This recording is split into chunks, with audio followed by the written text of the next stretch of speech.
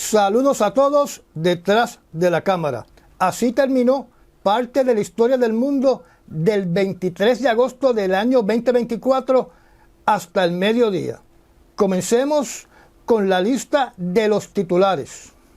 Israel continúa con su guerra genocida atacando otra escuela en Gaza y expulsando a los gazatíes fuera de la ciudad de Deir al-Balah.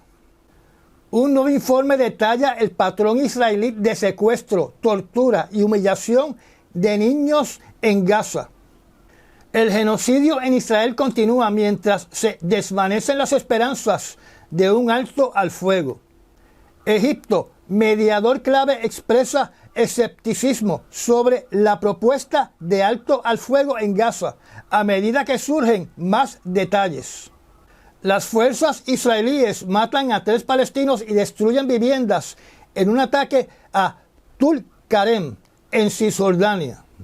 Un informe dice que los países y las empresas petroleras que abastecen a Israel pueden ser cómplices de genocidio, según el derecho internacional.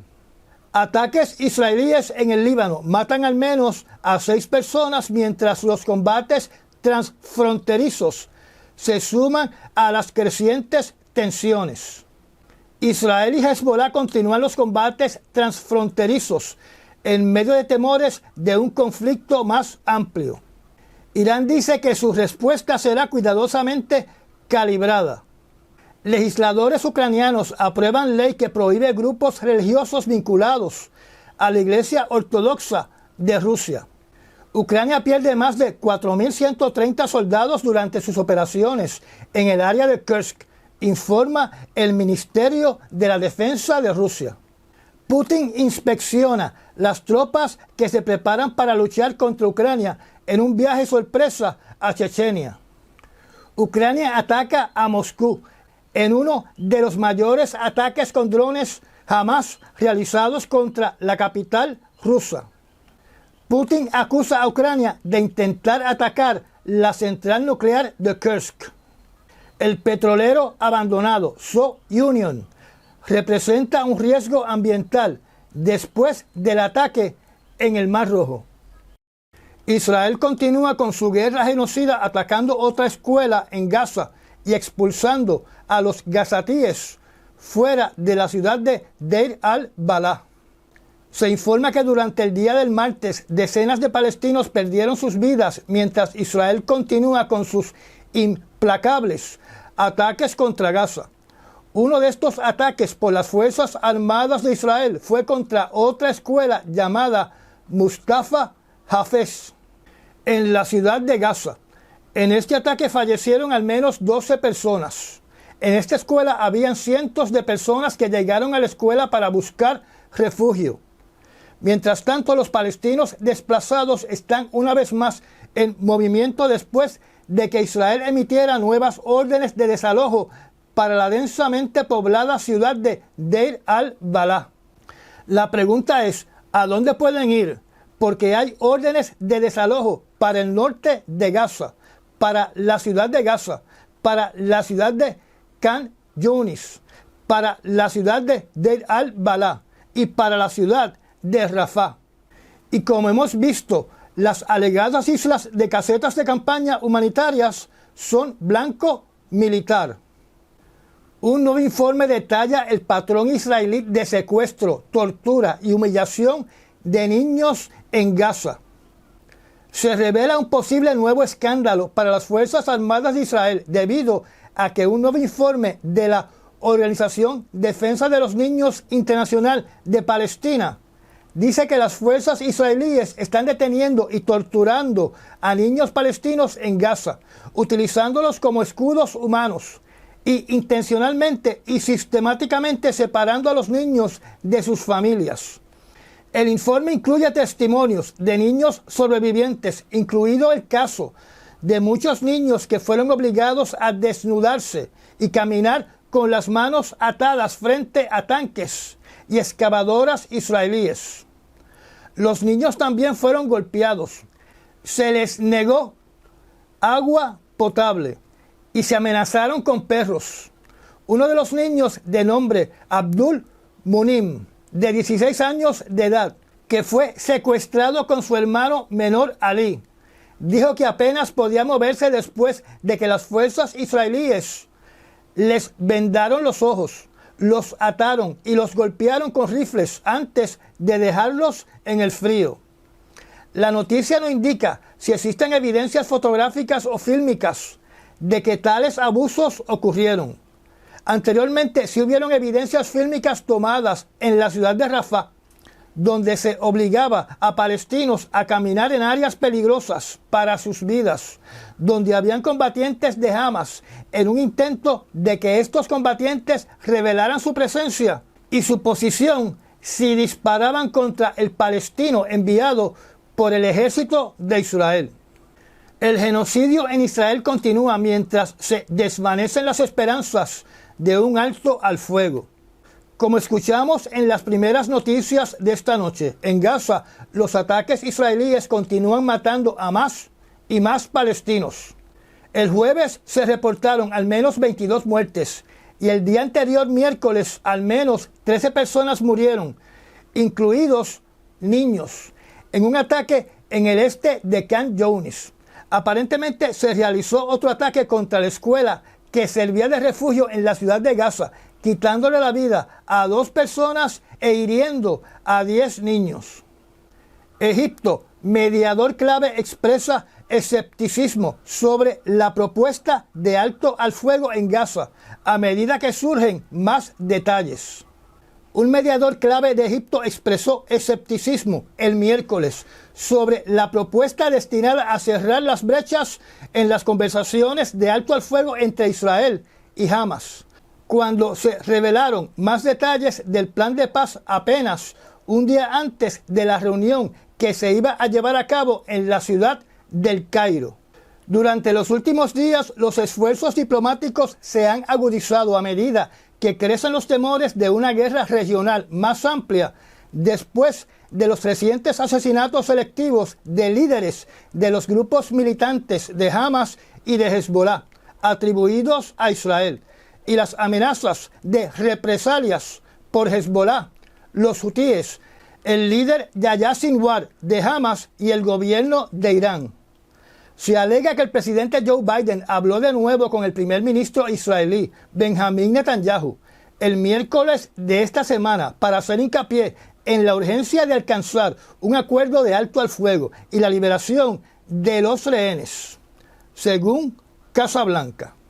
Los funcionarios de Egipto, en su papel como mediadores y como país afectado por esta guerra, ya que Egipto tiene una frontera común con Gaza, dijeron a prensa asociada que Hamas no aceptará la propuesta por una serie de razones, donde una de estas razones es la desconfianza si el acuerdo realmente sacaría a las Fuerzas Armadas de Israel de Gaza. Y también dudan de que esto ponga fin a la guerra. Supongo que están hablando de la duda si este acuerdo de paz regresaría el control de la franja de Gaza a los palestinos, sin la presencia de israelíes, y si los soldados israelíes dejarían de localizar y eliminar a combatientes de Hamas dentro de la franja de Gaza y dentro de Cisjordania. Y relacionado a lo anterior, se informa que el miércoles de esta semana, el secretario de Estado de los Estados Unidos, el señor Anthony Blinken, regresó a Casablanca después de que su última visita en la región del Medio Oriente, una vez más, no lograra asegurar un alto al fuego en la franja de Gaza. Blinken advirtió que este plan era la mejor oportunidad para llegar a un cese al fuego. Como dije en el programa anterior, y como he dicho durante decenas de programas, Israel no quiere paz, y el criminal llamado Yahya Sinwar, hoy líder político de las Fuerzas Armadas de Hamas, tampoco quiere paz. Las fuerzas israelíes matan a 3 palestinos y destruyen viviendas en un ataque a Tulkarem, en Cisjordania. En Cisjordania, fuerzas de Israel mataron a 3 palestinos durante un ataque este jueves contra el campo de refugiados llamado Tulkarem, donde el ejército de Israel ha estado realizando incursiones casi a diario.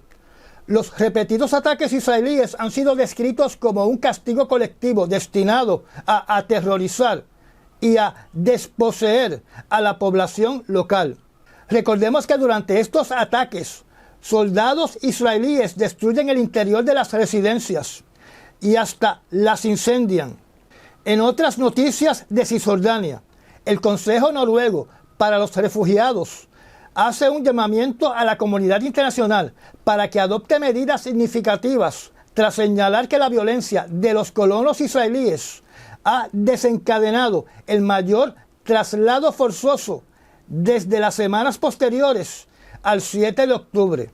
La organización NRC afirmó que los ataques en curso se producen a plena luz del día, bajo la atenta mirada y la fuerza protectora del ejército de Israel, y ponen en relieve la ilegalidad de la presencia de Israel en Cisjordania, como ha dictaminado recientemente la Corte Internacional de Justicia.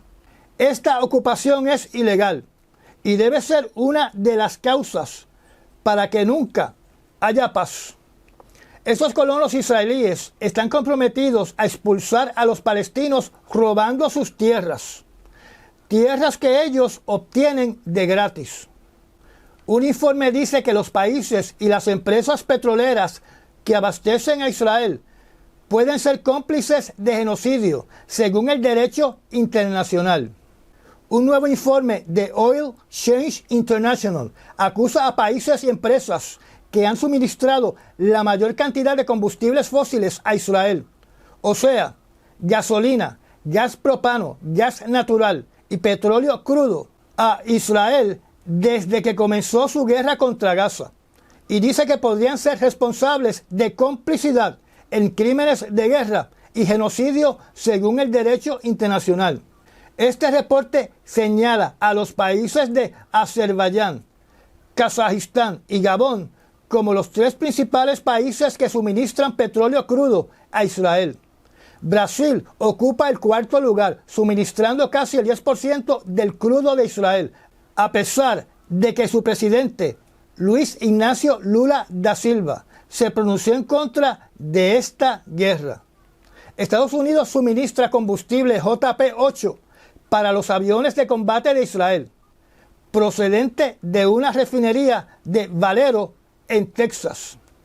Empresas como British Petroleum, Chevron, ExxonMobil, Total Energies y Shell también son mencionadas como los principales culpables. El informe utiliza a Colombia como un ejemplo para otras naciones después de que este país detuvo sus exportaciones de carbón a Israel debido a la agresión contra la población palestina. Ataques israelíes en el Líbano matan al menos a 6 personas mientras los combates transfronterizos se suman a las crecientes tensiones. El Ministerio de Salud del Líbano dijo que al menos 5 personas murieron el martes de esta semana en ataques israelíes en el sur del Líbano. Hoy se informó que al menos hay otra muerte. Hezbollah dijo que en respuesta lanzó una andanada de cohetes y aviones no tripulados, o sea, drones, contra las tropas israelíes.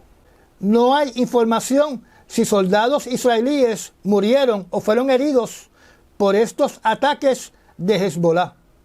Israel y Hezbollah continúan los combates transfronterizos en medio de temores de un conflicto más amplio. Israel y Hezbollah continuaron intercambiando disparos fronterizos el miércoles de esta semana, con Israel atacando múltiples áreas en el sur del Líbano y Hezbollah lanzando más de 50 cohetes y un enjambre de drones en los altos de Golán, ocupados por Israel. Israel también mató un alto miembro del movimiento palestino Fatah en la ciudad de Sidón, en el sur del Líbano, alegando que el señor Khalil al-Makdah había orquestado ataques contra las fuerzas israelíes en Cisjordania. El partido Fatah acusó a Israel de intentar iniciar una guerra regional. En el pasado, el grupo de Fatah era un grupo militante activo, al igual que Hamas, hasta que su líder, el hoy presidente en función de la Autoridad Palestina, el señor Abbas, fue elegido como presidente de los palestinos. Además, se informó que el portaaviones estadounidense, el USS Abraham Lincoln, ya llegó al Medio Oriente este miércoles, mientras Estados Unidos refuerza sus fuerzas en la región. Irán dice que su respuesta será cuidadosamente calibrada. Un corresponsal situado en Israel habló ante las cámaras del medio noticioso CNN para informar sobre el estado de situación entre Irán e Israel, donde alegó que todavía Irán está comprometido a llevar a cabo su venganza por la muerte del líder político de Hamas, que fue eliminado por un artefacto explosivo en un operativo de Israel durante su visita a la toma de juramentación del nuevo presidente de Irán. Este corresponsal dijo que Israel no tiene prisa y que su venganza será cuidadosamente calibrada en el momento adecuado, y además indicó de que la respuesta de Irán no se llevará a cabo en estos momentos para no interferir con las negociaciones de un cese al fuego entre Israel y Hamas. Pero tenemos que hacer la aseveración que la promesa de venganza por parte de Irán vino directamente del ayatolá, y aparentemente el ayatolá y el nuevo presidente de Irán no llevan una buena relación. Me parece que el presidente de Irán no está del todo convencido que la muerte de un oficial político de Hamas justifique una guerra con Israel. Legisladores ucranianos aprueban ley que prohíbe grupos religiosos vinculados a la Iglesia Ortodoxa de Rusia. Los legisladores ucranianos aprobaron el 20 de agosto un proyecto de ley que prohíbe organizaciones religiosas vinculadas a la Iglesia Ortodoxa rusa en Ucrania. Esta es una iglesia que Kiev ha criticado por apoyar la invasión a gran escala de Moscú en Ucrania. El legislador Oleksandr Ocharenko de Ucrania dijo que 265 miembros del Parlamento aprobaron el proyecto de ley que, una vez firmado por el presidente Volodymyr Zelensky, se abre el camino para prohibir toda rama de la Iglesia Ortodoxa ucraniana vinculada con el Patriarcado de Moscú. Zelensky agradeció a los legisladores y calificó la legislación como, y cito, la ley de nuestra independencia espiritual está ya aprobada. Cierro la cita. Yo no sé mucho sobre la Iglesia Cristiana Ortodoxa en Ucrania, pero sé que se alega que tiene más o menos 300 millones de creyentes alrededor del mundo y que el patriarca principal de esta religión cristiana ortodoxa está localizada en Istambul. Así que no sé si la Iglesia Ortodoxa ucraniana, para seguir operando en Ucrania, si se afiliaría directamente con la Iglesia Ortodoxa en Turquía. Ucrania pierde más de 4.130 soldados durante sus operaciones en el área de Kursk, informa el Ministerio de la Defensa de Rusia.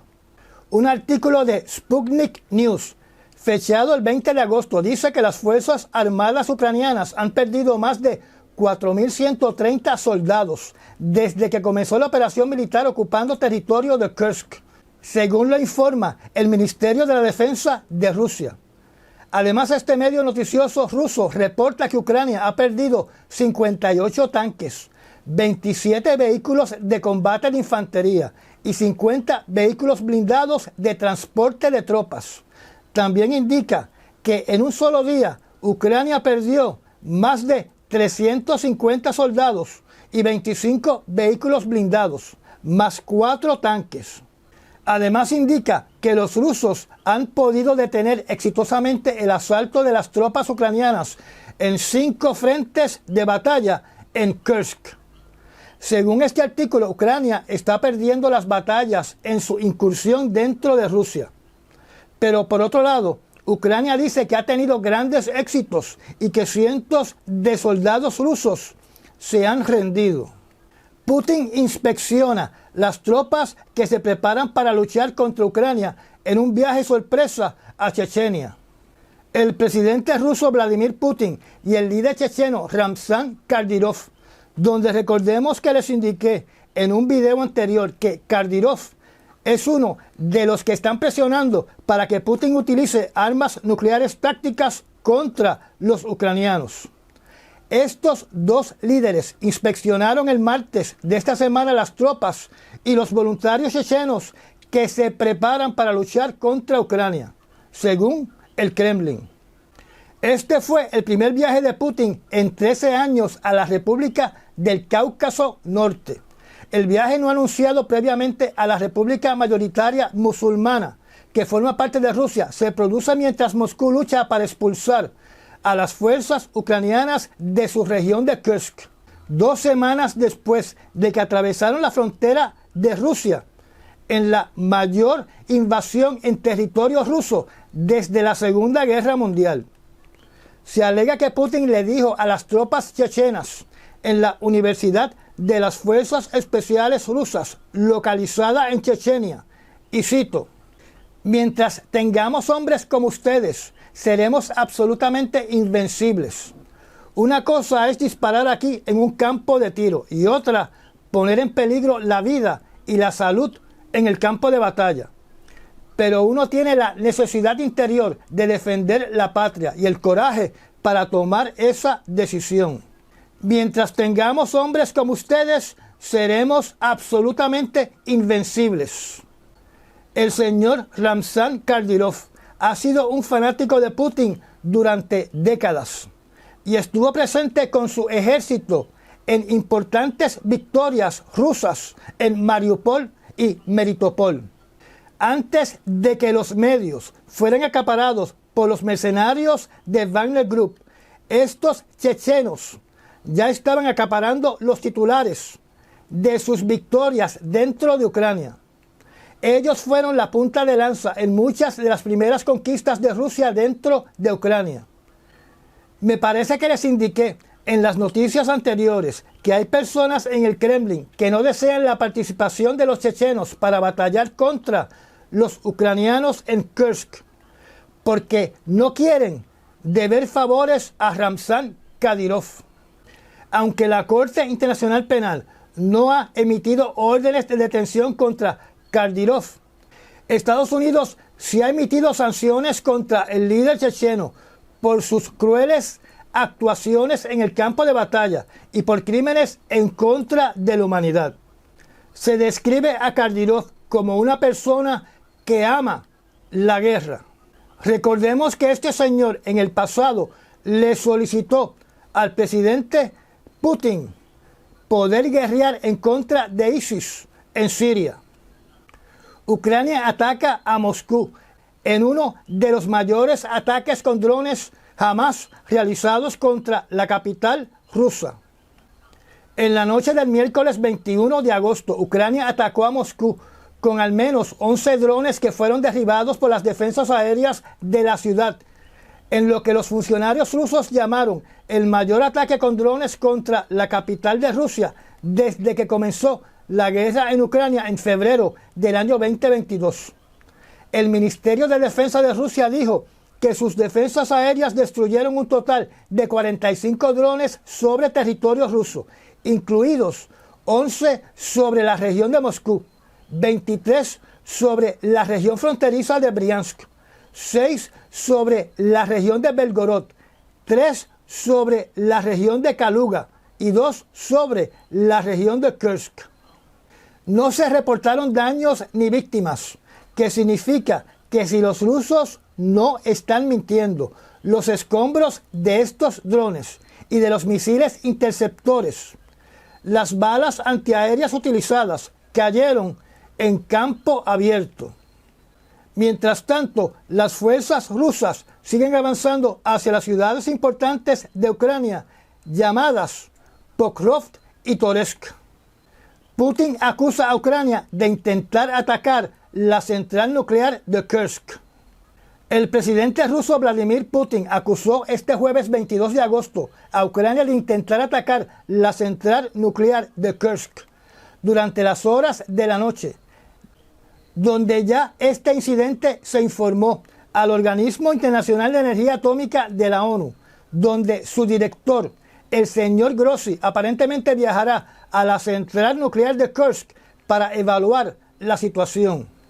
Las autoridades rusas indican de que las alarmas que se activan cuando hay un ataque aéreo están sonando un promedio de 10 veces al día, que nos da una idea de la intensidad de los ataques aéreos que se están llevando a cabo en áreas cercanas a la planta nuclear de Kursk.